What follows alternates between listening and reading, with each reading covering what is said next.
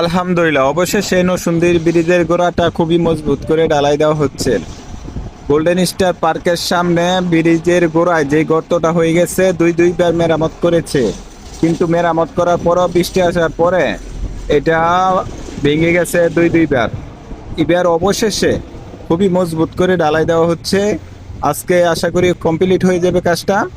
আর সকলে সর্বোচ্চ শেয়ার দিয়ে সকলকে দেখার সুযোগ করে দিবেন। প্রত্যেকটা কাজ যাতে এরকম ভাবে মজবুত করে মেরামত করে, কেন যেই জায়গা ভাঙে এই জায়গা বারবার ভাঙে, এই জন্যই এইভাবে মজবুত করে মেরামত করা খুবই প্রয়োজন।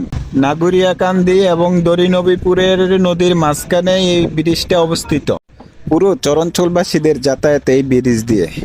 আজকে এই কাজটা করা হচ্ছে পুরো চরাঞ্চল মানুষের যাতায়াতের সুবিধার কথা মাথায় রেখে এই কাজটি খুবই মজবুতভাবে ঢালাই দেওয়া হচ্ছে। তো সকলেই দোয়া করবেন যারা এই কাজটি ভালোভাবে উদ্যোগ নিয়েছে তাদের জন্য। আর সব সময় এরকম ভাবে মজবুত কাজ আমরা চাই।